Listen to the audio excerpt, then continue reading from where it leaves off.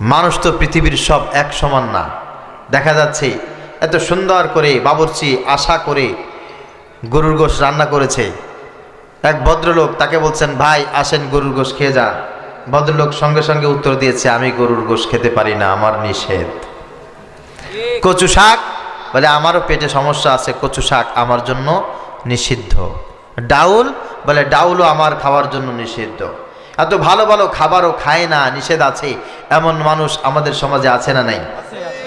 আপনি যত যা কিছু রান্না করেন না কেন, সব খাবার সবার জন্য নয়।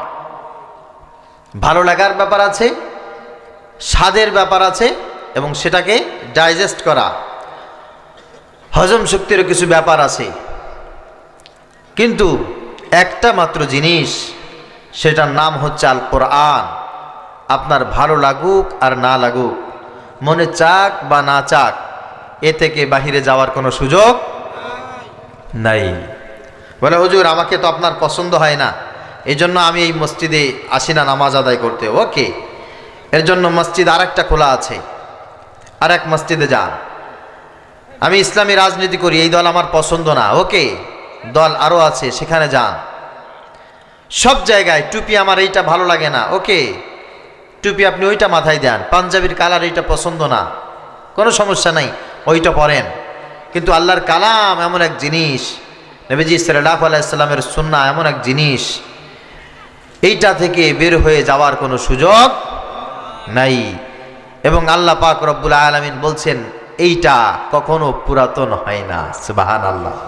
কোরআনুল কারীমের নাম কোরআন, এই কারণেই আল্লাহ পাক রব্বুল আলামিন এটার নাম কোরআন রেখেছেন, যেহেতু এটা সবচাইতে বেশি তেলাওয়াত করা হয়। এটার মাধুর্যতা ফুরায় না, এটা কখনো খারাপ লাগে না, এটা কখনো পুরাতন হয় না, এটার টেস্ট সব সময়ের জন্য বেস্ট থাকে। সুবহানাল্লাহ। এই কোরআনুল কারীমের নাম কোরআন। আল্লাহ পাক রব্বুল আলামিন সেটা বলছেন, ইন্নাহু লাকুরআনুন কারীম। আল্লাহ পাক রব্বুল আলামিন বলেন, দেখো এই কুরআনুল কারীমের নাম আমি আল্লাহ তাআলা নিজেই বাছাই করেছি। এই নামটা আমি আল্লাহ তাআলা নিজেই পছন্দ করেছি। দুনিয়ার ভিতরে এমন কেউ নাই যার এই কুরআনুল কারীমের শব্দগুলো পছন্দ হয় না, কুরআনুল কারীমের আওয়াজ ভালো লাগে না, কুরআনুল কারীমের কথাগুলি তেতো লাগে, কষ্ট লাগে, এমন কোনো মানুষ জমিনে খুঁজে পাওয়া যাবে না। বরং আমাদের সমাজে এখানে যারা আমরা উপস্থিত, এলাকার দল মত নির্বিশেষে সব মানুষ এখানে উপস্থিত, অনেক মানুষ এখানে আছি।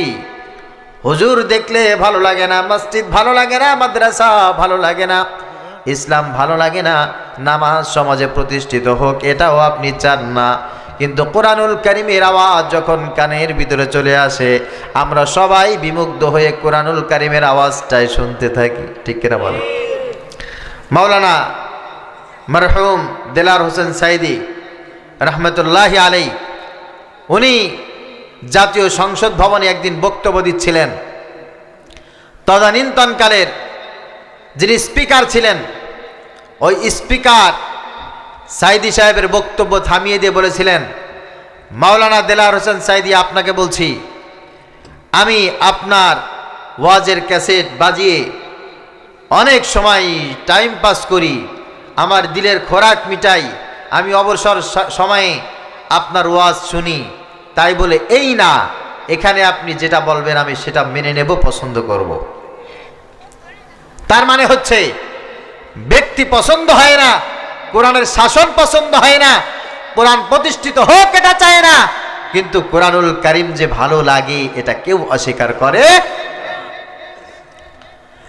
আমি ইনশাআল্লাহ যে আয়াত তেলাওয়াত করেছি তার বাহিরে যাব না, প্রসঙ্গক্রমে কিছু কথা বলছি, এই কারণে আপনাদের অনেককে খুব কষ্ট করে ডেকে আনতে হয়েছে। নবীজি সাল্লাল্লাহু আলাইহি ওয়াসাল্লাম কুরআনুল কারীম তার কাছে পৌঁছানোর পর তিনি রাত জেগে কুরআনুল কারীম তেলাওয়াত করতেন, জোরে জোরে তেলাওয়াত করতেন, খুব দ্রুত করে তেলাওয়াত করতেন। শুধু তাই না, তেলাওয়াত করতেন আর বারবার তিনি পাথরের উপরে লিখতেন। তার ভয় ছিল আল্লাহ তাআলা যে কোরআন আমার কাছে দিয়েছেন, এটা যদি আমি ভুলে যাই আমার অবস্থা কি হবে? আল্লাহর দেওয়া আমানত, এটা আমি কেমন করে ভুলে যাব? এটা আমার জন্য শোভনীয় নয়। নবীজি সাল্লাল্লাহু আলাইহি ওয়াসাল্লাম বারবার খুব দ্রুত বেগে যখন তেলাওয়াত করেছেন, আল্লাহ পাক রব্বুল আলামিন নবীজি সাল্লাল্লাহু আলাইহি ওয়াসাল্লাম বলছেন, হে নবী, আপনার এত জোরে জোরে দ্রুত তেলাওয়াত করার দরকার নাই। ইন্না আলাইনা জামাআহু ওয়া কুরআনা, আমি আল্লাহ তাআলা কোরআন নাজিল করেছি, এটা যদি আপনার উপরে মুহাব্বত থাকে, মানতে মনে চায়, পড়তে মনে চায়, শুনতে মনে চায়, আমি আল্লাহ তাআলা কোরআনের এই মুহাব্বত আপনার দিলের ভিতরে আমি তৈরি করে দেব। আপনি একবার পড়বেন, দুইবার পড়বেন, আর জীবনে কোনোদিন পড়ার দরকার হবে না, দিলের ভিতরে আমি এটা সেট করে দেব। কারণ আপনার প্রতি আমি দেখেছি কোরআনকে আপনি মুহাব্বত করেন, ভালোবাসেন।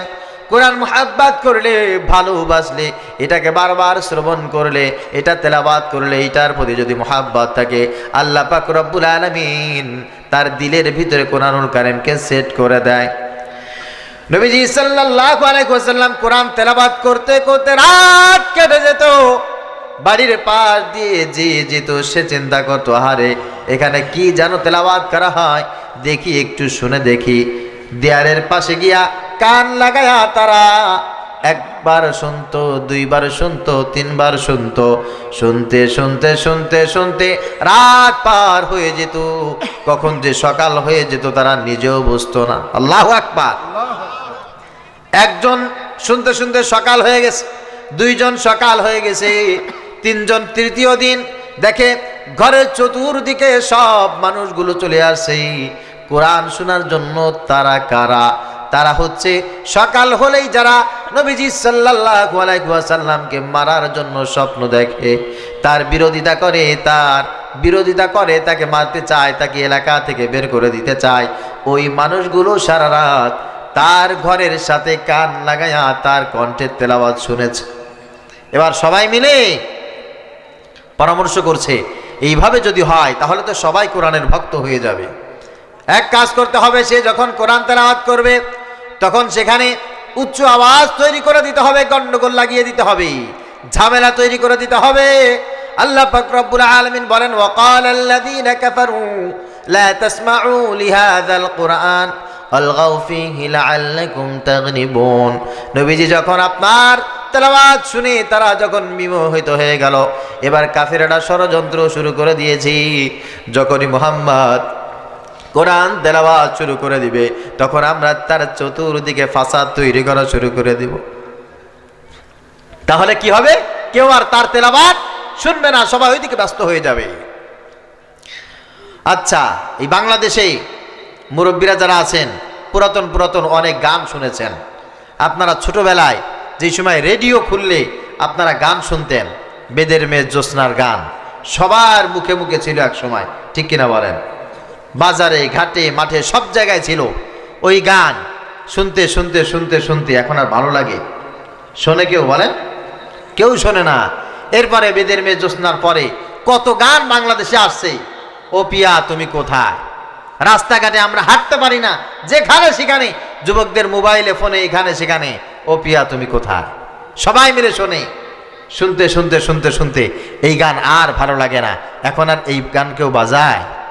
কথা বলেন না। এছাড়া আরো অনেক গান আছে, মনে পড়ে গেল তাই বলছি আর কি। কিন্তু আপনাদের বয়স যাদের 50, 60, 70, 80 হয়ে গেছে, এরকম লোক আছে না নাই?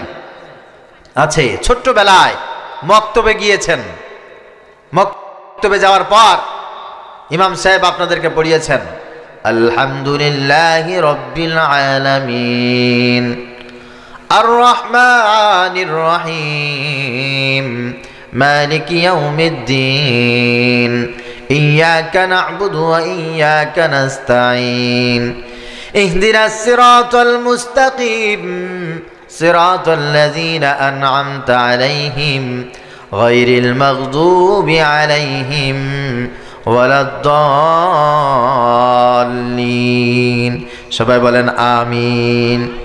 ছোট্টবেলায় মক্তবে শুনেছেন, প্রতিদিন নামাজের ভিতরে ফজরও শোনেন, মাগরিবও শোনেন, ইশাও শোনেন। ইমাম সাহেব বারবার সব সময় তেলাওয়াত করে আচ্ছা বুকের উপরে হাত দিয়ে বলেন তো দেখি, আজ পর্যন্ত কি এমন মনে হয়েছে হুজুর 50 বছর 60 বছর 70 বছর পর্যন্ত সূরাতুল ফাতিহা তেলাওয়াত শুনতে শুনতে শুনতে শুনতে কান ঝালাপালা হয়ে গেছে, এখন আর ভালো লাগে না, আগামীকাল দয়া করে এই সূরাটা আর পড়বেন না, অন্য সূরা যেটা আছে সেইটা পড়বেন? জীবনে কি একবারের জন্য এমন মনে হয়েছে নাকি? এই আকর্ষণ কে দিয়েছেন? আল্লাহ দিয়েছেন। আল্লাহ যে আকর্ষণ দেয় পৃথিবীর কেউ সেখান থেকে বিকর্ষণ তৈরি করতে পারে না। আমি বলছি, আমার আলোচনায় চলে যাব ইনশাআল্লাহ। এই যে কোরআনুল কারীমের মাহফিল, এই যে আয়োজন, আপনারা যে ছুটে এসেছেন আলহামদুলিল্লাহ, যাকে যাকে সবাই বসে গেছেন, আকর্ষণটা কে দিয়েছেন? এই কোরআনের প্রতি ভালোবাসা মহব্বত কার? আহারে, এই ভালোবাসা মহব্বত আমাদের জান্নাতের কারণ, ঠিক কিনা? আবার কিছু মানুষ এরকম আছে এটাকে পছন্দ করে না, কিয়ামত পর্যন্ত থাকবে। তসলিমা নাসরিন, মুফাসসিল ইসলাম, আসাদ নূর, কাট্টা কিছু নাস্তিক মুরতাদ আছে যারা কোরআনের বাণীকে সহ্য করতে পারে না। এদের সাথে আমাদের দুশ্মনী আছে না নাই? কথা বলেন, এই দুশ্মনী কার জন্য? আবার কোরআনের প্রতি ভালোবাসা কার জন্য? এই ভালোবাসা যদি আমাদের আল্লাহর জন্য হয়, কিয়ামতের ময়দানে আল্লাহ পাক এই ওসিলা আমাদের সবাইকে মাফ করে দেবেন। বলেছেন মুহাম্মদ সাল্লাল্লাহু আলাইহি ওয়াসাল্লাম, যদি ভালোবাসাটা আল্লাহর জন্য হয় আর ঘৃণাটা আল্লাহর জন্য হয়, কিয়ামতের ময়দানে আল্লাহ পাক রব্বুল আলামিন আরশে আজিমের নিচে তাদেরকে ছায়া দান করবেন। শুধু তাই না, নবীজি বলেছেন ফাকাদ ইস্তাকমালাল ঈমান, এর ঈমানটাকে আল্লাহ পাক রব্বুল আলামিন কামেল করে দিবেন। সকলে বলি আমিন। আমাদের ভালোবাসা সবই যেন হয় মহান রবের জন্য, রাখব ঘৃণাগুলো তাও যেন হয় শুধু প্রভু তোমারই জন্য। আমাদের ভালোবাসা সবই যেন হয় মহান রবের জন্য, রাখব ঘৃণাগুলো তাও যেন হয় শুধু প্রভু তোমারই জন্য। ভালোবাসি বাসি ভালো ভালোবাসি প্রভু তোমাকে, ইয়া হাবিবি ইয়া রাসূলুল্লাহ, হৃদয়ে গেথেছি তোমাকে। মান আহাব্বা লিল্লাহ ওয়া আবগাদা লিল্লাহ ওয়া আ'তা লিল্লাহ ওয়া মানা'a লিল্লাহ ফাকাদ ইস্তাকমালাল ঈমান। من أحب لله وأبغض لله وأعطى لله ومنع لله فقد استكمل الإيمان. When you love someone, you want to love him for you. When you hate someone, will hate him to be close to you. We love you, we are loving you, we love you forever. Ya Habibi, Ya Rasulallah, we will keep you in our heart. Man ahabba lillah wa abghada lillah wa a'ta lillah wa mana'a lillah faqad istakmala al-iman. আমাদের ভালোবাসা সবই যেন হয় মহান রবের জন্য, রাখব ঘৃণাগুলো তাও যেন হয় শুধু প্রভু তোমারই জন্য। ভালোবাসি বাসি ভালো ভালোবাসি প্রভু তোমাকে, ইয়া হাবিবি ইয়া রাসূলুল্লাহ, হৃদয়ে গেথেছি তোমাকে। ইন্না হাব্বাল আমাল ইলাল্লাহি তাআলা আল মুআলাত ফিল্লাহ ওয়াল হুব্বু ফিল্লাহি ওয়াল বুগদু ফিল্লাহ মান আহাব্বা লিল্লাহ ওয়া আবগাদা লিল্লাহ ওয়া আ'তা লিল্লাহ ওয়া মানা'a লিল্লাহ ফাকাদ ইস্তাকমালাল ঈমান। সকলে বলি আল্লাহুম্মা আমিন। প্রিয় হাজিরিন, আল্লাহ পাক রব্বুল আলামিনের জন্য আমাদের সব কিছু যেন হয়ে যায়, আল্লাহ তাআলা কবুল করেন। সকলে বলি আল্লাহুম্মা আমিন। আমরা একটা রোগ নিয়ে আলোচনা করব, এই রোগের ট্রিটমেন্ট কি সেটা বলবো, আর এই রোগ আমাদের কি ক্ষতি করছে সেই বিষয়টা বলবো ইনশাআল্লাহ। আল্লাহ তাআলা আমাদেরকে এমন একটা সম্পদ দিয়েছেন যে সম্পদটা দেখা যায় না, দেখানো যায় না, অনুধাবনও করা যায় না, শুধুমাত্র নিজের ভিতরে আছে, এটার বহিঃপ্রকাশ কিছু কর্মকাণ্ডের মাধ্যমে ঘটে। অথচ আমার দুনিয়ার সব কিছুর কল্যাণ এবং আখিরাতের সব কিছুর কল্যাণ নির্ভর করে ওই সম্পদের উপরে। ছোট্ট বাচ্চারা যারা আছো, আমি তোমাদেরও মনোযোগ আকর্ষণ করছি, আমার মহব্বতের যুবক ভাইয়েরা, বিশেষ করে আমাদের মা বোনরা এবং বয়স্ক যারা আছেন, খুব অ্যাটেনশন নিয়ে আপনাদের শুনতে হবে যে এই জিনিসটা কি। আল্লাহ পাক রব্বুল আলামিন সেইটার উপরে আমাদেরকে দুনিয়া এবং আখিরাতের সব কল্যাণ রেখে দিয়েছেন। নবীজি সাল্লাল্লাহু আলাইহি সাল্লাম বসে আছেন, একজন মহিলা সাহাবী নবীজির কাছে আসছেন, নাম খাউলা বিনতে থালাবা। এসে বলছেন, ইয়া রাসূলুল্লাহ, ইয়া হাবিবাল্লাহ, আমি আমার স্বামীর সাথে একটু কথা বলছিলাম, আমাদের বিবাহ হয়েছে অনেক দিন পূর্বে, আমাদের সন্তান আছে, খুব সুখে আমরা সংসার করছিলাম। হঠাৎ করে আমার স্বামীর সাথে একটু কথা কাটাকাটি হয়ে যায়, আমারও মেজাজ গরম হয়ে যায় আর আমার স্বামীরও মেজাজ গরম হয়ে যায়। হয়ে যাওয়ার পর আমার স্বামী আমাকে বলে, আনতে আলাইয়া কা যাহরি উম্মি, তুমি আমার কাছে আমার মায়ের মতো। ইয়া রাসূলুল্লাহ, এই কথা বলার পরে আমি আমার স্বামীর থেকে মুখ ফিরিয়ে নিয়েছি, সমাজে প্রচলিত বিধানে আমি তালাক প্রাপ্ত হয়ে গেছি। ইয়া রাসূলুল্লাহ, আমি এখন কি করব? অথচ আমার স্বামী তো আমাকে পছন্দ করে, সে আমাকে তালাক দিতে চায় নাই, আর সে শুধুমাত্র এতটুকু বলেছে যে তুমি আমার কাছে আমার মায়ের মতো, তোমার পিঠ আমার মায়ের পিঠের মতো। এই কথাটি বুঝতে গেলে সেই সময়ের কালচার সম্পর্কে সামান্য একটু ধারণা রাখতে হবে। তা হচ্ছেই, তখন যদি কোনো স্ত্রীকে কেউ তালাক দিতে চাইতো, শুধুমাত্র এতটুকু বলতো, তুমি আমার থেকে মুক্ত, তুমি আমার মায়ের মতো, তুমি আমার বোনের মতো, তোমার চোখ আমার মায়ের মতো। এটাকে বলে সাদৃশ্য বা জেহার। এটা যখন করা হতো, হলেই তারা স্ত্রীদেরকে তালাক হয়েছে বলে পরিগণিত হতো, সমাজীভাবে চলতো। নবীজি সাল্লাল্লাহু আলাইহি সাল্লামের কাছে এই কথাটা যখন সাহাবী বললেন, জিবরাইল আমিন নবীজি সাল্লাল্লাহু আলাইহি সাল্লামের কাছে চলে আসছেন। আসার পর খুব সংক্ষেপে বলছি, সূরাতুল মুজাদালা, এই সূরার প্রথম আয়াত, প্রথম কয়টি আয়াত নবীজি সাল্লাল্লাহু আলাইহি সাল্লামকে হাদিয়া দিলেন এবং এই সমস্যার সমাধান দিলেন। এই সূরা 28 নম্বর পারার প্রথম পৃষ্ঠায় একেবারে শুরুতেই যে সূরা, এই সূরার নাম সূরাতুল মুজাদালা। আপনারা সকলে যদি বুঝে থাকেন তাহলে একটু আমার সাথে বলেন, এই সূরার নাম কি? সবাই বলেন, মুজাদালা। মুজাদালা মানে হচ্ছে পরস্পর ঝগড়া করা। কি করা? ঝগড়া করা, রাগ করা, গ্যাঞ্জাম করা, উঁচু বাক্য ব্যবহার করা। আচ্ছা, ঝগড়া তো আসলে একা একা করা যায় না, যায় নাকি? ঝগড়া করতে গেলে কাউকে সাথে সঙ্গী দরকার হয়। অনেকের আবার ঝগড়া না করতে পারলে ভালোও লাগে না, আছে না নাই? ঝগড়া করাটাই ওদের অভ্যাস। আজকের আলোচনার বিষয় হচ্ছে মুজাদালা, পরস্পর ঝগড়া। এইটার আলোচনার বিষয় কেন হলো? আমার কাছে মনে হয়েছে, আগে একটা সময় ছিল, যেমন ধরেন এটা হচ্ছে বটিয়াঘাটা থানা, তাই না? এই থানার মানুষের সাথে ওই পূর্ব রূপসা বা রূপসা থানার মানুষের সাথে একটু অমিল ছিল। যে কোনো কারণে এই থানার মানুষ ওই থানার মানুষের সাথে একটু দ্বন্দ্ব ছিল, ঝগড়া ছিল। অথবা এই ইউনিয়নের সাথে পাশের ইউনিয়নের মানুষের একটা দ্বন্দ্ব ছিল, ঝগড়া ছিল।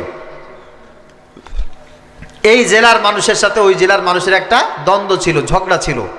এই ঝগড়াটা এখন জেলা পর্যায়েও নেই, থানা পর্যায়েও নেই, ইউনিয়ন পর্যায়ে নেই, ওয়ার্ড পর্যায়েও নেই।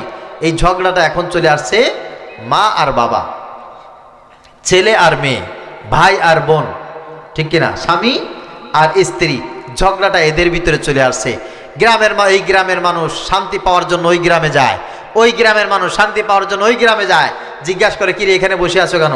বলে স্ত্রীর যন্ত্রণায়। স্ত্রী শ্বশুর বাড়ি ছেড়ে বাবার বাড়ি চলে যায়।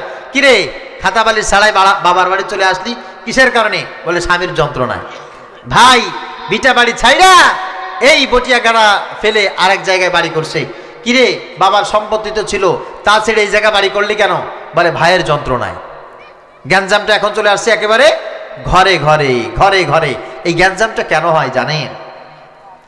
এই সূরার ভিতরে আল্লাহ পাক রব্বুল আলামিন সেই সমাধান দিয়েছেন। সকলে বলি আলহামদুলিল্লাহ।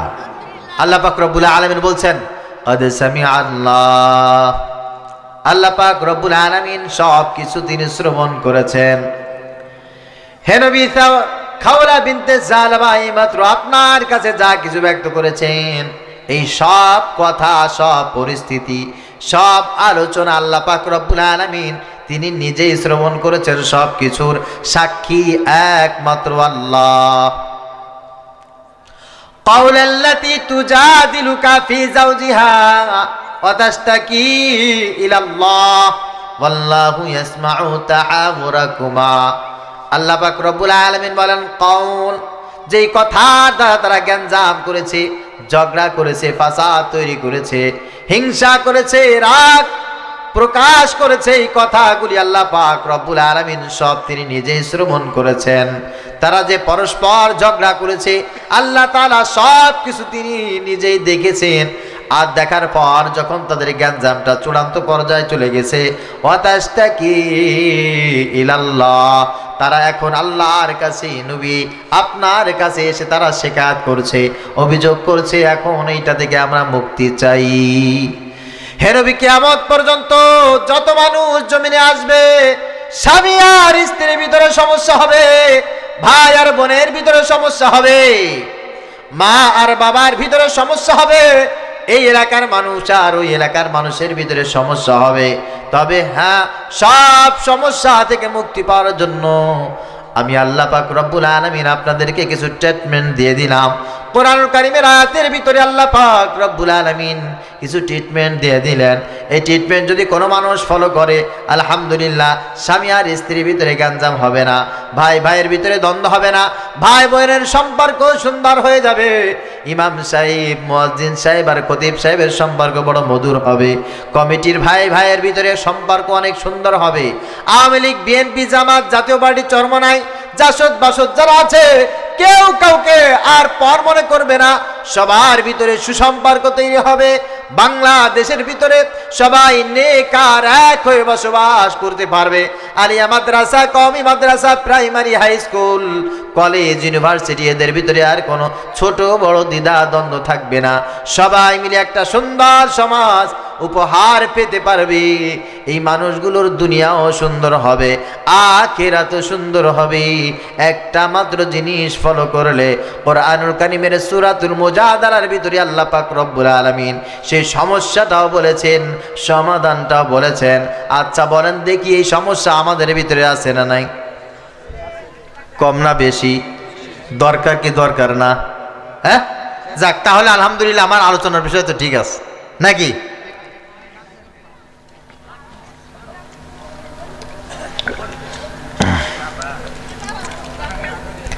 আলহামদুলিল্লাহ। সব গ্যাঞ্জাম, ফাসাদ, সমাজে সন্ত্রাসবাদ যা কিছু হয়, এটা সবচাইতে মূল কারণ সেটা হচ্ছে রাগ করা। কি করা বলেন তো? সবাই বলেন, সবার বলতে হবে, কি বলেন? রাগ করা। প্রথমত বলি, রাগ করা হারাম। রাগ করা কি বলেন? হারাম। অনেকে আছেন রাগ করেছেন, বাবার সাথে কথা বলেন না, রাগ করেছেন মায়ের সঙ্গে কথা বলেন না, রাগ করেছেন ভাইয়ের পরিচয় দেন না, রাগ করেছেন বোনের পরিচয় দেন না। এরকম মানুষ থাকতে পারে কি পারে না? আপনি হারামের ভিতরে নিমজ্জিত আছেন, হারামের ভিতরে রাগ করে কোনো সিদ্ধান্ত নিয়েছেন মানুষ, অথচ এটার কল্যাণ হয়েছে আজ পর্যন্ত আদম আলাইহিস সালাতু ওয়াস সালাম থেকে শুরু করে এই পর্যন্ত একজনের হয় নাই। আর কিয়ামত পর্যন্ত হবে। আল্লাহ পাক রব্বুল আলামিন বলছেন ওয়াল কাযিমিনাল গায়যা ওয়াল আফিনা আনিন নাস ওয়াল্লাহু ইউহিব্বুল মুহসিনিন। হে দুনিয়ার মানুষ, তোমাদেরকে বলছি শোনো, যারা রাগকে নিয়ন্ত্রণ করতে পারবে, আমি আল্লাহ তাআলা মানুষের ভিতরে রাগ দিয়েছি। প্রত্যেকটা আদম সন্তানের ভিতরে রাগ আছে, শুধু তাই না, প্রত্যেকটা মাখলুকের ভিতরে আমি আল্লাহ তাআলা রাগ নামক একটা মাখলুক আমি দিয়েছি। মানুষের রাগ হয়, একটা গরুরও কিন্তু রাগ হয়, একটা শিয়ালের রাগ হয়, একটা পিপিলিকার কিন্তু রাগ হয়, একটা মৌমাছির কিন্তু রাগ হয়। এমন কোনো মাখলুক নাই যে মাখলুকের কোনো রাগ হয় না, কিন্তু মানুষের রাগ হয়। মানুষ রাগ যদি দেখায় তবে আল্লাহ পাক রহমত থেকে দূরে সরে চলে যায়। মানুষ যদি রাগ প্রয়োগ করে শয়তানের বন্ধু হয়ে যায়। মানুষ যদি রাগ করে কোনো সিদ্ধান্ত নেয়, এই সিদ্ধান্ত থেকে রহমতের ফেরেশতা দূরে সরে যায়। এই জন্য আল্লাহ পাক রব্বুল আলামিন বলেন, খবরদার, তোমার যখন রাগ উঠবে, রাগ চলে আসবে, রাগকে তখন তুমি হজম করবে। এইটা আমি আল্লাহ পাক রব্বুল আলামিনের আদেশ। যার উপরে রাগ উঠে যায় তার জন্য আমি আল্লাহ তাআলা বলছি ওয়াল আফিনা আনিন নাস, তাকে সঙ্গে সঙ্গে ক্ষমা করে দিতে হবে।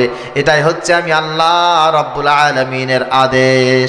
আমার ছাত্র অন্যায় করেছে, ছাত্রকে পিটাইতে হবে, শাসন করতে হবে, এটা ঠিক আছে, তবে হ্যাঁ, রাগ করে মারা যাবে না। যদি কোনো ছাত্রকে কোনো শিক্ষক রাগ করে মারে, কিয়ামতের ময়দানে সে জালেমের কাতারে উঠবে। কোনো ভাই যদি অন্যায় করে, ভাইয়ের শাস্তি হোক এটা চাইবে, তবে ভাইয়ের উপরে রাগ করে যদি চায়, কিয়ামতের ময়দানে জালেমের কাতারে উঠতে হবে। হযরত আলী রাদিয়াল্লাহু তাআলা আনহু যুদ্ধের ময়দানে জিহাদ করতেছেন, লড়াই করতেছেন, লড়াই করতে করতে করতে করতে হযরত আলীকে একবার তরবারি দিয়ে আঘাত করে, হযরত আলী ফিরিয়ে দেয়, হযরত আলী এবার আঘাত করে সে ফিরিয়ে দেয়। এভাবে করতে করতে করতে করতে অনেক সময় পরে হযরত আলী তাকে পরাজিত করে তাকে উপর করে শুয়ায়া দিয়েছেন। হযরত আলী তার বুকের উপরে খঞ্জর চেপে বসে পড়েছেন। যখনই বসে পড়েছেন, নিচের লোকটা হযরত আলী রাদিয়াল্লাহু তাআলা আনহুর মুখের উপরে থু নিক্ষেপ করে দিয়েছে। যখনই থুতু নিক্ষেপ করে দিয়েছে, হযরত আলী তরবারি ফেলে দিয়ে সঙ্গে সঙ্গে আল্লাহু আকবার বলে দাঁড়িয়ে গেছে। লোকটা বলছে, কিরে আলী, যুদ্ধের ময়দানে তোমাকে আমি মারতে চেয়েছি, আমি তোমাকে একবারও সুযোগ করতে পারি নাই, তুমি আমাকে মারতে চেয়েছো, সুযোগ করতে পারো নাই। অনেকক্ষণ পরে তুমি সুযোগ পেয়েছো, আর এই সুযোগটা যদি আমি পেতাম, আমি তো তোমাকে কল্লা দ্বিখণ্ডিত করতাম, তুমি কেন আমাকে মারলে না? হযরত আলী বলছে, দেখো, আমি তোমাকে মারবো আমার আল্লাহর জন্য, আমার ইসলামের জন্য, আমার রাসূলকে তুমি অপমানিত করেছো এই জন্য, কিন্তু এই সব নিয়াতগুলি আমার ঠিক ছিল।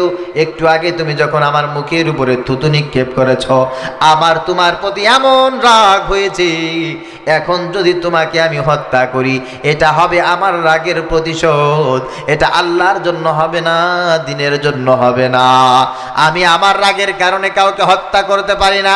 লোকটা সঙ্গে সঙ্গে বলল, হযরত আলী, এটাই যদি হয় ইসলাম, আমি আর দেরি করলাম না, আমাকে পড়ায় দাও আশহাদু আল্লা ইলাহা ইল্লাল্লাহু ওয়া আশহাদু আন্না মুহাম্মাদান আবদুহু ওয়া রাসূলুহু। এই জন্য রাগ করা যাবে না। রাগ না করে মানুষকে যেই ব্যক্তি ক্ষমা করে দেয়, আল্লাহ পাক রব্বুল আলামিন বলেন, আল্লাহু ইউহিব্বুল মুহসিনিন, এই ব্যক্তিকে আমি সব চাইতে বেশি মহব্বত করি, সব চাইতে বেশি ভালোবাসি। দুনিয়ার ছোট ছোট কাজ আমি আল্লাহ তাআলা বড় বানাতে বানাতে বানাতে বানাতে আরো সমান বড় নেকির পাল্লা আমি আল্লাহ তাআলা তাকে মালিক বানায় দেয়। কিয়ামতের ময়দানে ওই ব্যক্তি আমার কাছে কাছে থাকবে। আল্লাহু আকবার। আল্লাহ পাক রব্বুল আলামিন বলেন, ওয়াল্লাযীনা ইয়াজতানিবুনা কাবাইরাল ইসমি ওয়াল ফাওয়াহিশ ওয়া ইযা মা গাদিবু হুম ইয়াগফিরুন। হে নবী, আপনাকে বলছি, আপনি শুনেন, এই দুনিয়ার মানুষদেরকে মেসেজ দিয়ে যান, মানুষের তিনটি কাজ, এই তিনটি কাজ যারা করবে কিয়ামতের ময়দানে আমি আল্লাহ পাক রব্বুল আলামিন তাদের আমলকে ডান হাতে দেব। তারা হাসতে হাসতে বিনা হিসাবে সেই দিন জান্নাতে চলে যাবে, জাহান্নাম তাদেরকে স্পর্শ করবে না। আল্লাহু আকবার। এক নম্বরে ওয়াল্লাযীনা জিতানিবুনা কাবাইরাল ইসম, যারা কবিরা গুনাহ থেকে নিজেকে বাঁচিয়ে রাখবে। কি গুনাহ? কথা বলেন। কবিরা গুনাহ। কবিরা গুনাহের অনেক বড় একটা লিস্ট আছে, আমার কাছেও আছে 150টি কবিরা গুনাহের লিস্ট।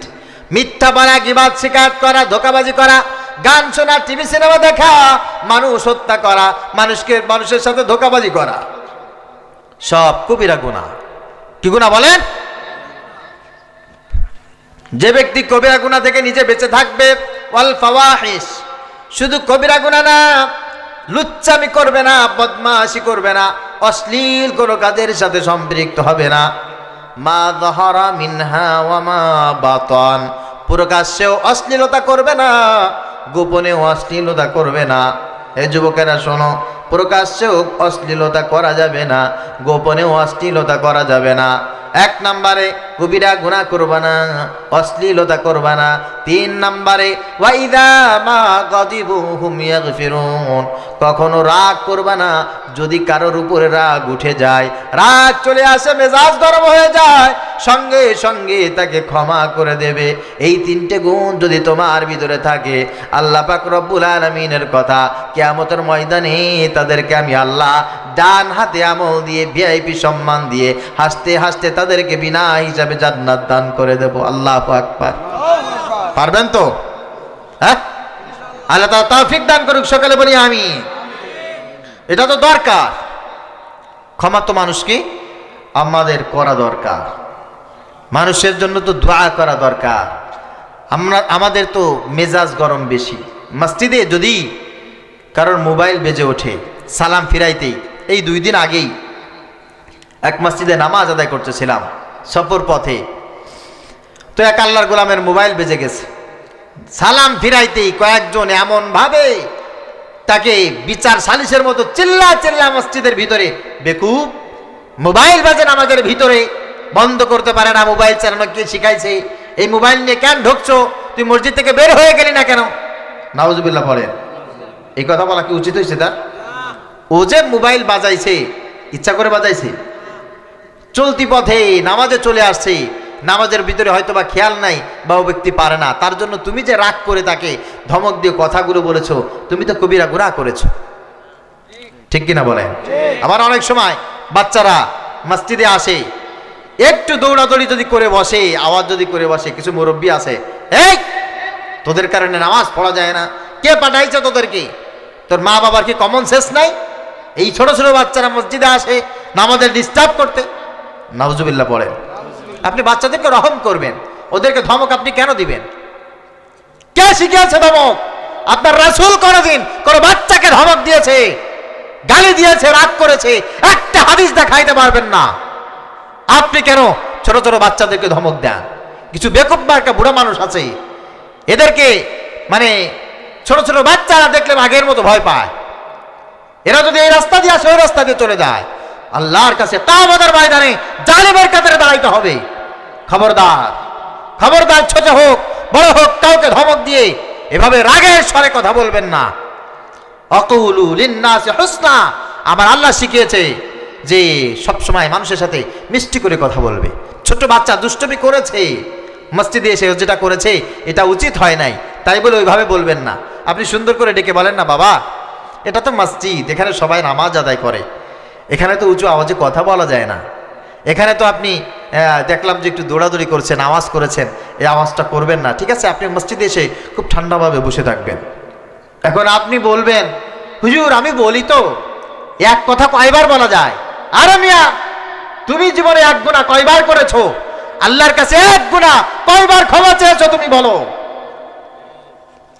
তুমি যদি আল্লাহর কাছে 1 গুনাহ বারবার করে বারবার ক্ষমা চাইতে পারো, ছোট্ট বাচ্চা যার গুনাহ আল্লাহ লেখে না, ফেরেশতা দেখে না, এই বাচ্চাকে বারবার ক্ষমা করতে তোমার লজ্জা লাগে? আর এই মেজাজ নিয়া তুমি জান্নাতে যেতে চাও? কোশ্চিন কালেও সম্ভব না। আল্লাহ পাক রব্বুল আলামিন হেফাজত করুন, সকলে বলি আল্লাহুম্মা আমিন। রাগ করতেছেন নাকি আপনারা? রাগ করেন না। হযরত ইমামে আযম আবু হানিফা রাহমাতুল্লাহি আলাইহি 50 বছর পর্যন্ত উনি রাতের বেলা ঘুমাইতেন না। সারা রাত তিনি কোরআনুল কারীমের আয়াতগুলো জাস্টিফাই করতেন, হাদিস থেকে বেছে বেছে উনি মাসআলা বের করতেন। রাতের বেলা তিনি ঘুমাইতেন না। দিনের বেলা জোহরের নামাজের পর যখন হালকা কিছু খাবার খেতেন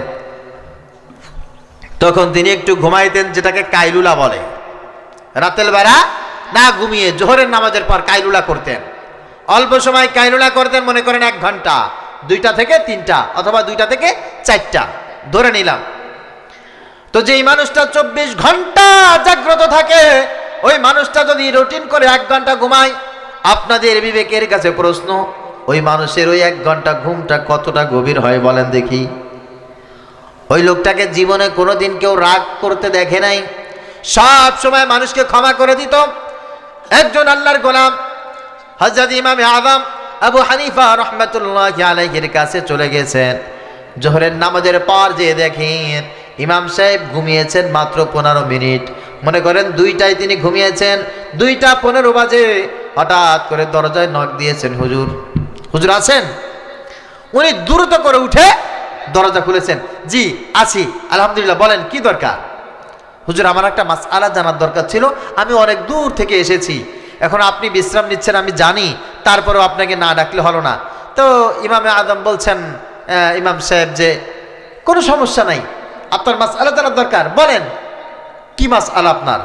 লোকটা বলছে, হুজুর সর্বনাশ, আমি তো সে মাসআলা ভুলে গেছি। ইমামে আযম আবু হানিফা রাহমাতুল্লাহি আলাইহি বলছে, ঠিক আছে, সমস্যা নাই, আপনি যান। আপনার যখন মাসআলাটা মনে পড়ে যাবে তখন আপনার জন্য আমি আবার জাগ্রত হব, আপনাকে তখন আমি মাসআলার জবাব দেব, একটুবারে আপনি আবার আসতে পারেন। ইমামে আযম আবু হানিফা রাহমাতুল্লাহি আলাইহি আবার একটু ঘুমিয়ে গেছেন। একটু পর তিনি আবার চলে আসছেন, 15 মিনিট পর। হুজুর একটু দরজাটা খোলেন। উনি আবার দরজা খুলেছেন। দরজা খোলার পর বলছে, জি মাসআলা মনে পড়েছে? হ্যাঁ হুজুর, মাসআলা মনে পড়েছে, বলেন, দ্রুত করে বলেন। লোকটা বলছে, হুজুর আহা, আবার ভুলে গেছি। উনি রাগ করেন নাই, ধমক দেন নাই, আবার তিনি ঘুমিয়ে পড়েছেন। বলেছেন, আল্লাহর গোলাম, মাসআলা মনে পড়লে আবার আমার কাছে আসবেন, চেষ্টা করব আপনার মাসআলার জবাব দেওয়ার জন্য। লোকটা চলে গেছে। ইমামে আযম আবু হানিফা রাহমাতুল্লাহি আলাইহি ঘুমিয়েছেন। 15 মিনিট পর লোকটা আবার দরজায় ধাক্কা দিয়েছে, হুজুর একটু জলদি করে ওঠেন, আমার মাসআলাটা মনে পড়ে গেছে। ইমাম সাহেব দ্রুত করে দরজা খুলে ওনাকে ভিতরে অভ্যর্থনা জানিয়ে বলেছেন, হুজুর বসেন। ভাই বসেন, আপনার কি মাসআলা? লোকটা বলছে, হুজুর সত্যি সত্যি বলবো নাকি? বলে, হ্যাঁ বলেন। বলে, মাসআলাটা একটু জটিল মাসআলা। ইমামে আযম আবু হানিফা রাহমাতুল্লাহি আলাইহি বলছেন, হ্যাঁ আপনি বলেন ভাই, কোনো সমস্যা নাই। লোকটা বলছে, হুজুর আমার মাসআলাটা হলো পায়খানা মিষ্টি না তিতা। আমার কথা বলি, আমার কাছে এই রাতের বেলা তো ঘুম হয় না আসলে, ফজরের পরে মনে করেন 2-3 ঘন্টা একটু বিশ্রাম নেওয়া লাগে, যদি ওই সময় আমার কাছে কেউ আসে আর যদি এই মাসআলা জিজ্ঞাসা করে, গালের দাঁত থাকবে ওর। ইমামে আযম আবু হানিফা রাহমাতুল্লাহি আলাইহি উনি মুস্কি হেসে বলছেন, পায়খানা মিষ্টি, পায়খানা তিতা না। তখন লোকটা একটু মেজাজ খারাপ করে বলছে, হুজুর আপনি কি খেয়ে দেখছেন নাকি? তো উনি রাগও করেন নাই, ধমকও দেন নাই। উনি বলতেছে, ভাই খেয়ে দেখি নাই, আল্লাহ তাআলা আকল দিয়েছে, এই আকল দিয়ে চিন্তা করলে বোঝা যায় মশা আর মাছি এটা একটা, যত ছোট প্রাণী হোক, এটা কোনোদিন তেতো বা কষ্টের জিনিসের উপরে বসে না, এটা সব জিনিস সবসময় মিষ্টি জিনিসের উপরে বসে।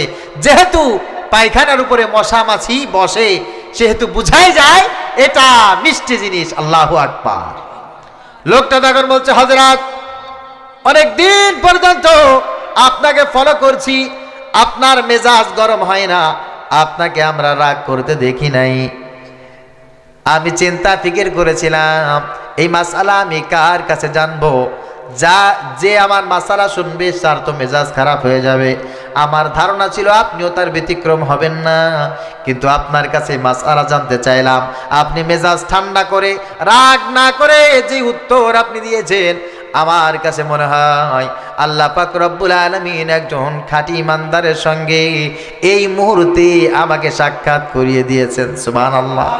ইমানদার তো ওই ব্যক্তি যার সাথে কথা বলে শান্তি লাগবে, যার সাথে সালাম বিনিময় করে শান্তি লাগবে, যার সাথে বন্ধুত্ব করে শান্তি, যে জীবনে কোনোদিন কোনো কথায় রাগ করবে না। ঠিক কিনা বলেন? এই জন্য আমরা রাগ করব না। আমাদেরকে এই সবক একজন দিচ্ছেন, তিনি কে? আল্লাহ পাক বলছেন ওয়া ইবাদুর রহমানিল্লাযীনা ইয়ামশুনা আলাল আরদি হাওনা ওয়া ইযা খাতাবাহুমুল জাহিলুনা ক্বালু সালামা। আল্লাহ বলছেন আমার গোলাম যারা হবে, আমার আদরের গোলাম যারা হবে, তারা জমিনে সব সময় নম্রভাবে হাঁটা চলাফেরা করবে, মাথা নিচু করে ঠান্ডাভাবে চলাফেরা করবে, দাম্ভিকতার সাথে কেউ চলবে না। যারা মোটরসাইকেল চালাও, আল্লাহ তাআলা তোমাদের জন্য বলছে যারা মোটরসাইকেল চালাবে হাওনা, ধীর গতিতে চালাবে, ভদ্রতা সহকারে চালাবে। অনেক যুবকদেরকে এই রূপসা ব্রিজের ওখানে মোটরসাইকেল চালাইতে মাঝে মাঝে দেখি, আহারে মোটরসাইকেল পাশ দিয়ে গেল না উপর দিয়ে হেলিকপ্টার গেল বোঝা যায় না। ঠিক কিনা? চ্যালেঞ্জার পাইপ নাই, কি একটা লাগাইছে, মনে হয় ওইটা হেলিকপ্টার। খবরদার, এটা কোনো ভদ্র মানুষের কাজ না, ইমানদারের কাজ না। তুমি যখন রাস্তা দিয়ে বাইক চালিয়ে যাবে, তোমার বাইকের শব্দ, তোমার বাইকের সব কিছু দেখলে, এমনকি হেডলাইট দেখলে বোঝা যাবে তুমি আল্লাহর গোলাম নাকি তুমি শয়তানের গোলাম। ঠিক কিনা? তোমার গাড়ির আওয়াজ, তোমার হেডলাইট কখনো কোনো অবস্থায় কারোর ক্ষতির কারণ যেন না হয়। আর এখন তো ডিজিটাল কিছু ভ্যান আছে, কিছু অটো বাইক আছে, ঢালাওভাবে সবাইকে বিয়াদব বলা যাবে না, কিন্তু কমন সেন্সের যে অভাব আছে এতে কোনো সন্দেহ নাই, কোনো সন্দেহ নাই। আদর্শবান মুমিন কখনো এরকম হেডলাইট ব্যবহার করতে পারে না। রাতের বেলা অনেক সময় আমাদের গাড়ি রাস্তার পাশে ওদের ভয়তে দাঁড়িয়ে থাকা লাগে, যে না জানি আমার মানে মাথার উপরে উঠাই দেয় কিনা, ও লাইট কোন দিক মারছে নিজেও করতে পারবে না, ওদের রাস্তা দেখে কিনা তাও সন্দেহ আছে। হাওনা আল্লাযীনা ইয়ামশুনা আলাল আরদি হাওনা, জমিনের উপর চলবে ভদ্রতা সহকারে, দাম্ভিকতা দেখাবে না। ওয়া ইযা খাতাবাহুমুল জাহিলুন, আর যখন কোনো বিয়াদবের সঙ্গে দেখা হয়ে যাবে, জাহিলদের সঙ্গে দেখা হয়ে যাবে, তখন তার সাথে গালিগালাজে লিপ্ত হবে না, মেজাজ খারাপ করবে না, ঝগড়া করবে না, তাকে কান পিঠে একটা দেবে না, তার সঙ্গে বিবাদে লিপ্ত হবে না, বরং বলবে সালামা। কি বলবে? সালামা। বলে হুজুর আজকে রাস্তায় আসার সময় দেখলাম এক বিয়াদব বিয়াদবি করতেছে, দিছি কানের উপরে ঠাড়ায় দুটো লাগায়। ভালো কাজ করছেন?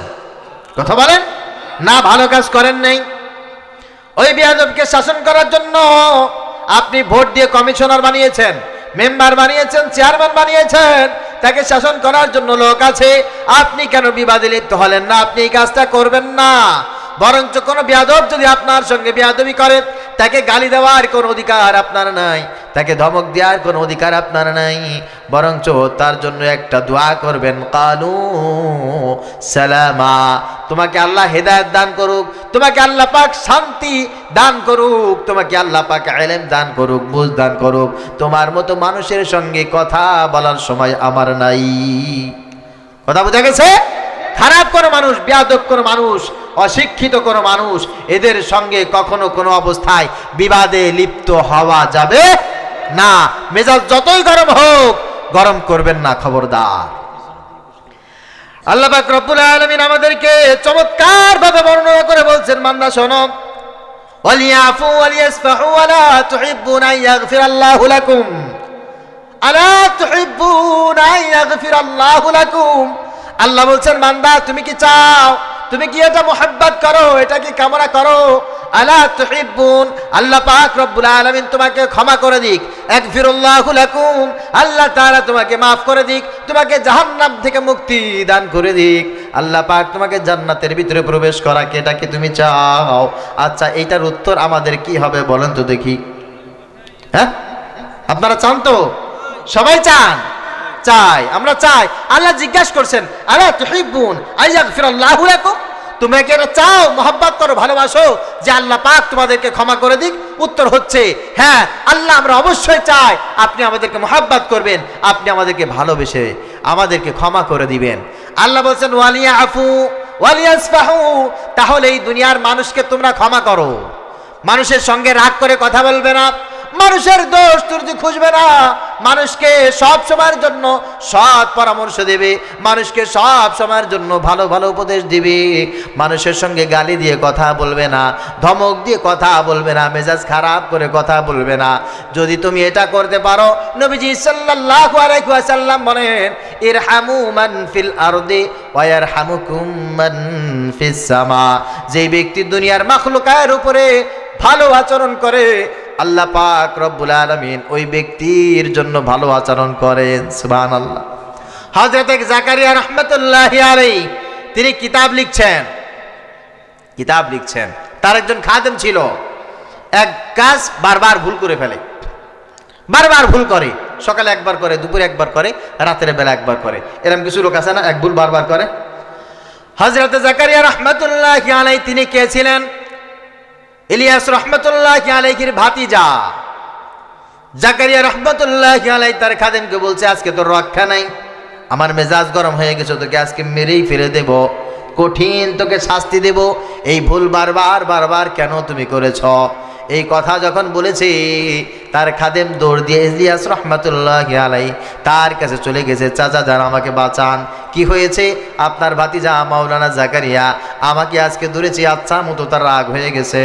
ইলিয়াস রাহমাতুল্লাহি আলাইহি মাওলানা জাকারিয়া রাহমাতুল্লাহি আলাইহি তাকে ডেকে বলছেন, ভাতিজা এত মেজাজ খারাপ কেন হলো? বলে, চাচা একটা কাজ ওকে করতে বলেছি, বারবার বারবার ভুল করেছে, কতবার ওকে ক্ষমা করা যায়? আজকে ওর রক্ষা নাই, আজকে ওকে আমি শাস্তি দেবই। আপনি বলেন দেখি চাচা, এক ভুল কয়বার ক্ষমা করা যায়? ইলিয়াস রাহমাতুল্লাহি আলাইহি ছোট্ট একটা জবাব দিয়েছেন, ভাতিজা যতবার তুমি তার কাছে ক্ষমা আশা করো, ততবার তুমি জমিনের মানুষকে ক্ষমা করে দাও। আল্লাহু আকবার। কতবার আপনি ক্ষমা আশা করেন বলেন? মানুষের ভিতরে এই দেবাকটা উঠে গেছে, মানুষ ক্ষমা করতে পারে না, মানুষ শুধু রাগ করে, মেজাজ খারাপ হয়, আর এই রাগের বশীভূত হয়ে আমরা জ্বলে পুড়ে সারকার হয়ে যায়। ঠিক কিনা বলেন? শেখ হাসিনা একবার খালেদা জিয়াকে গোলাপি বলে, আর সে মেজাজ খারাপ করে গোপালী বলে।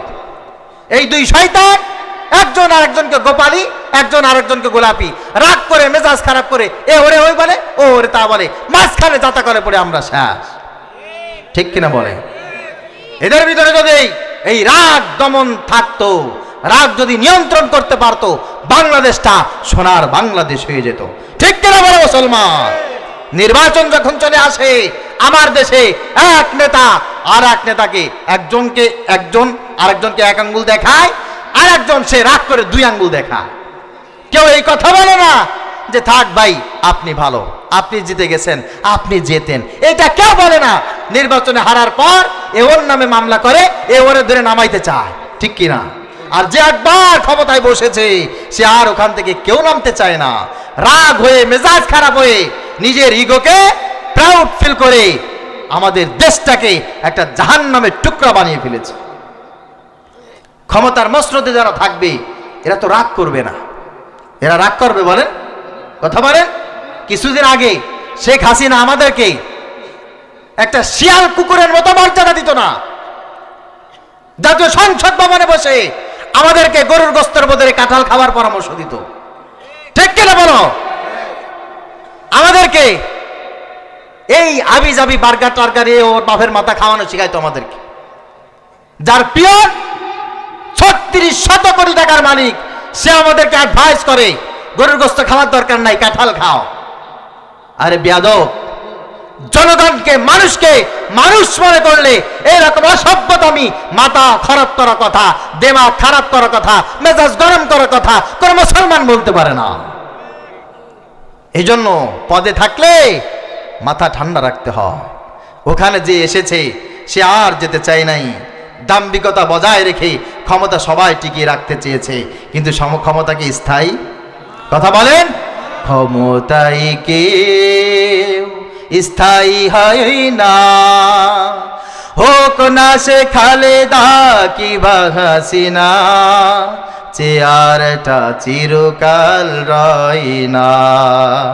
ক্ষমতাই কেউ স্থায়ী হয় না, হোক না সে খালেদা কিবা হাসিনা, চেয়ারটা চিরকাল রয় না, চেয়ারটা চিরকাল রয় না। কথা ঠিক? মুজিবুর বেশি দিন থাকেনি, জিয়াউর কেউ তো রাখেনি, মুজিবুর বেশি দিন থাকেনি, জিয়াউর কেউ তো রাখেনি। এরশাদ চলে গেছে পৃথিবী ছেড়ে, এরশাদ চলে গেছে পৃথিবী ছেড়ে, কেউ আজ তার কথা কয় না। ক্ষমতায় কেউ স্থায়ী হয় না, হোক না সে খালেদা কিবা হাসিনা, চেয়ারটা চিরকাল রয় না, চেয়ারটা চিরকাল রয় না। রাগ করতেছেন নাকি? হ্যাঁ না, মনে হয় রাগ করতেছেন কেউ।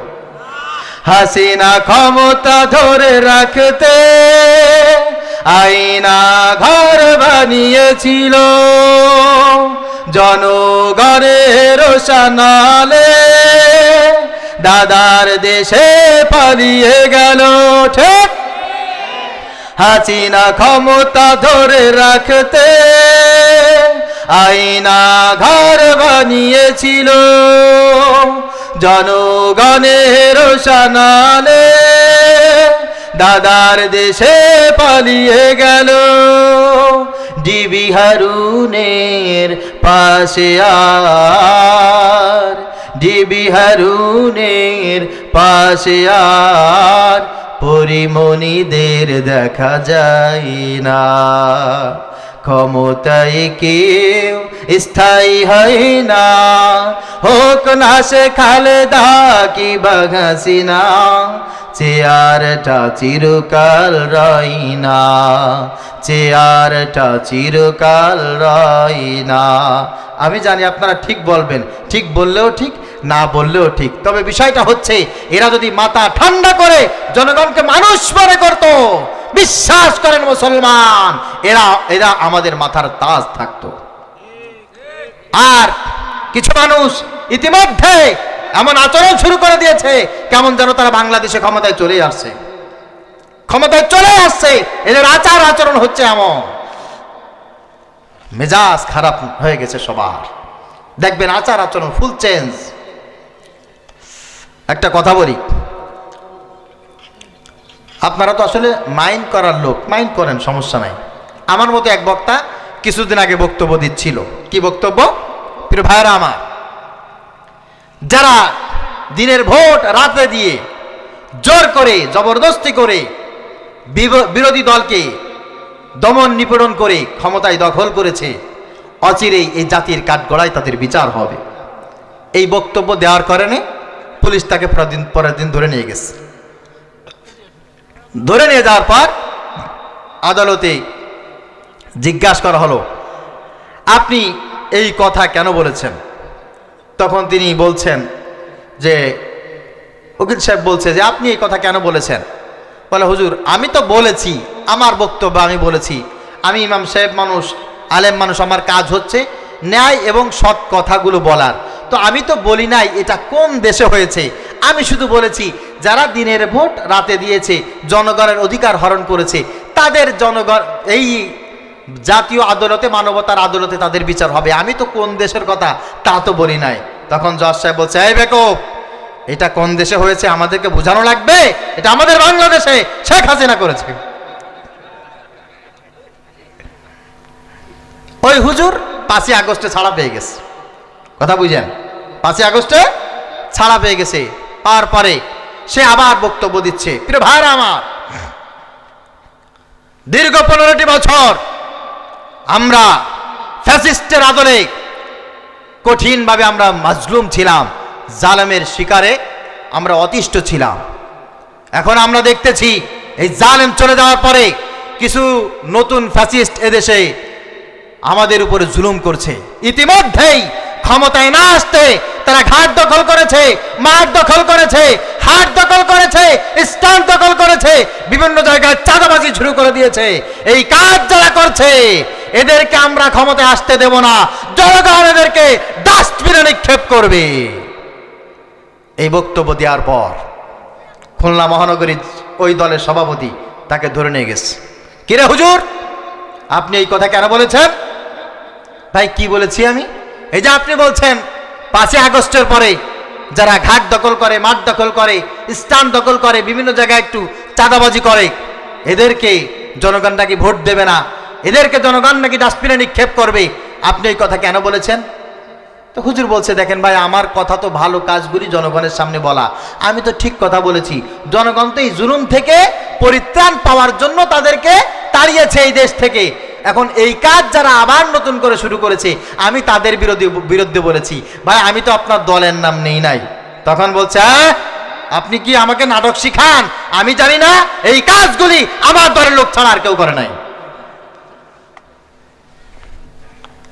যারা ইতিপূর্বে ক্ষমতায় চালিয়েছে আপনাদের প্রত্যেককে আমাদের দেখা হয়ে গেছে। আপনাদের চরিত্র, টাকার এপিট আর ওপিট সবকিছু আমাদের মুখস্থ। তবে হ্যাঁ, আপনাদের মেজাজ আমরা দেখেছি।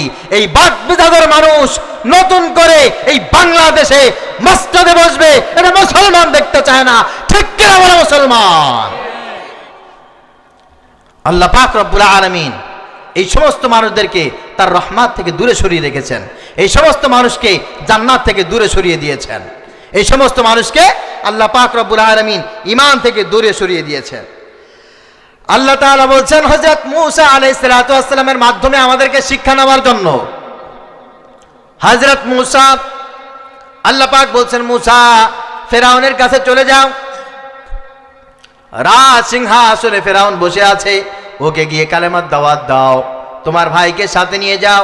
খবরদার, তুমি ঠান্ডা মেজাজে কথা বলবে, রাগ করবে না, ধমক দিবে না, উচ্চ আওয়াজে তুমি কথা বলবে না, শক্ত ভাষায় কথা বলবে না, বরঞ্চ তোমাকে আমি শিখিয়ে দিলাম ফাকুলা লাহু কাওলাল লাইয়িনাল লাআল্লাহু ইয়াতাযাক্কারু আও ইয়াখশা। তোমার মুখের ভিতরে সবচাইতে নরম কথা যেগুলি আছে, ওই কথাটা ফেরাউনের শানে তুমি ব্যবহার করবে। মিষ্টি মিষ্টি করে কথা বলবে। ফেরাউন তোমাকে যদি মারতে যায় তাও মেজাজ গরম করবে না। ফেরাউন যদি তোমাকে গালি দেয় তাও তুমি রাগ করবে না। ফেরাউন যদি তোমাকে হত্যা করতে আসে তাও ফেরাউনকে তুমি কখনো কটুবাক্য ব্যবহার করবে না। কাওলাল লাইয়িনাল লাআল্লাহু ইয়াতাযাক্কারু আও ইয়াখশা। ফেরাউনের সঙ্গে সব সময়ের জন্য মিষ্টি মিষ্টি ভাষা ব্যবহার করবে, মেজাজ সব সময়ের জন্য ঠান্ডা রাখবে। কথাটা কার? আল্লাহ বলছেন ইন্নামাল মুমিনুনা ইখওয়া ফাসলিহু বাইনা আখওয়াইকুম। হে দুনিয়ার ইমানদার, তোমাদেরকে বলছি, মেজাজ খারাপ যে তুমি করো, গালি যে তুমি দাও, ধমক যে দাও, কাকে দাও? সব তো তোমার ভাই, সব তোমার বোন। আর এই কাজগুলো মহিলারা একটু বেশি করে, হিংসা করে, কিছু হইলেই মেজাজ গরম করে, খারাপ করে। ঠিক কিনা বলেন? এই জন্য আল্লাহ পাক রব্বুল আলামিন স্পেশাল ভাবে মহিলাদেরকে রক্ষা করে বলছেন আসা আইয়াকুন্না খায়রাম মিনহুন্না ওয়ালা তালমিজু আনফুসাকুম ওয়ালা তানাবাজু বিল আলকাব। হে মা বোনেরা, তোমাদেরকে আল্লাহ পাক রব্বুল আলামিন বলছে, কাউকে যে তুমি গালি দিলা, মেজাজ খারাপ করে তুমি তাকে ছোট করলা, তুমি কেউ জানো না আল্লাহর কাছে তোমার দাম বেশি নাকি ওর দাম বেশি? আল্লাহর কাছে যদি তার দাম বেশি হয়ে যায়, তোমার দাম যদি কম হয়ে যায়, তুমি যে তাকে গালি দিয়েছো এইটা তো তোমার করা উচিত হয় নাই। ঠিক কিনা বলেন? এই জন্য আল্লাহ তাআলা আমাদেরকে সব সময় মেজাজ ঠান্ডা করার কথা বলেছেন। সব সময়ের জন্য ঝগড়া বিবাদ ফাসাদ থেকে বাঁচার জন্য আল্লাহ তাআলা আমাদেরকে সব সময় মেসেজ দিয়েছেন। হুজুর তাহলে কেমন কথা বলবো? আল্লাহ তাআলা বলেন আকুলু লিন্নাসি হুসনা। মানুষের সঙ্গে সব সময় ঠান্ডা মেজাজে মিষ্টি মিষ্টি ভাষায় কথা বলবে, সব সময়ের জন্য সুন্দর সুন্দর কথা বলবে। কারোর সাথে গালি দিয়ে খারাপ কোনো উঁচু আওয়াজ তুমি করবে না। শুধু তাই না, কিয়ামতের ময়দানে বহু মানুষ মেজাজ খারাপ থাকার কারণে জাহান্নামে যাবে, আর বহু মানুষ মেজাজ ঠান্ডা রাখার কারণে বিনা হিসাবে জান্নাতে চলে যাবে। সুবহানাল্লাহ বলেন। অনেক মুরব্বী আছে দেখবেন নামাজ পড়ে রোজা রাখে কিন্তু মেজাজটা সব সময় তাদের গরম থাকে, আছে না নাই? এক শ্রেণীর মানুষের বিচার হয়ে যাবে, বিচার হওয়ার পর তাদেরকে আল্লাহ পাক রব্বুল আলামিন আমলনামাটা দেবেন। আমলনামার দিকে তাকায়া সুন্দর করে পড়বে আর বলবে, আল্লাহ এই আমলনামা আমার না। আল্লাহ বলবে, হ্যাঁ তোমার। বলে, আল্লাহ আমলনামার ভিতরে 10টা মসজিদ নির্মাণ করার সওয়াব আছে, 20টা মাদ্রাসা নির্মাণ করার মতো সওয়াব আছে। আল্লাহ এই আমলনামার ভিতরে আছে 100 বার আমি হজ করেছি, অথচ আমি গরিব মানুষ ছিলাম। আল্লাহ আমি জীবনে মসজিদ নির্মাণ করতে পারি নাই, আমি মাদ্রাসা নির্মাণ করতে পারি নাই, জীবনে কোনোদিন বাইতুল্লাহ আমি তাওয়াফ করতে পারি নাই। আল্লাহ আমি কেমন করে হজে গেলাম? ও মালিক, এই সমস্ত সওয়াবের মালিক আমি কেমন করে হলাম? আল্লাহ পাক রব্বুল আলামিন বলবে, বান্দা আমি জানি এই ক্ষমতা তোমার ছিল না, কিন্তু তোমাকে আমি আল্লাহ পাক রব্বুল আলামিন মেজাজ দিয়েছিলাম, তোমাকে আমি রাগ দিয়েছিলাম। তোমার এই মিজাজ যখন গরম হয়ে যেত, তোমার রাগ যখন বেড়ে যেত, তখন তুমি মানুষকে ক্ষমা করে দিতে, তাকে সুন্দর সুন্দর কথা বলে বুঝ দিয়ে দিতে। তোমার মেজাজ গরম আরেকজনের উপরে চাপা দিতে না, তোমার রাগ কারোর উপরে চাপা দিতে না। যখনই তুমি এই কাজটা করতে, আমি আল্লাহ তাআলা তখনই ফেরেশতার মাধ্যমে এইরকম বিপুল সওয়াবের মালিক তোমাকে বানা দিতাম। আল্লাহু আকবার। قول معروف ومغفرة خير من صدقة يتبعها أذى। আল্লাহ পাক রব্বুল আলামিন বলেন, জবানের প্রত্যেকটা ভালো কথাই হচ্ছে সাদাকা। আল্লাহু আকবার। প্রত্যেকটা ভালো কথা সাদাকা। আপনি হাঁটবেন, হাঁটার সময় কাউকে দেখা হয়েছে, আসসালামু আলাইকুম চাচা ভালো আছেন, সুন্দর করে সালাম দিয়ে মিষ্টি করে কথা বলেছেন, এই কথা বলার কারণে 1 লক্ষ টাকা দান করলে যেই সওয়াব হতো, সুন্দর করে কথা বলার কারণে আল্লাহ পাক রব্বুল আলামিন সেই সওয়াব আপনার আমলনামায় মুহূর্তের ভিতরে দান করেছে। আর কিছু লোক তো একেবারে বোবা টাকির মতো রাস্তা হাঁটে, সালাম দেন, আসসালামু আলাইকুম চাচা, উত্তরও দিতে চায় না। এরকম খাটাস আছে না নাই? আছে। আরে আল্লাহ তাআলা আমাদেরকে বুঝার তৌফিক দান করুক, সকলে বলি আমিন।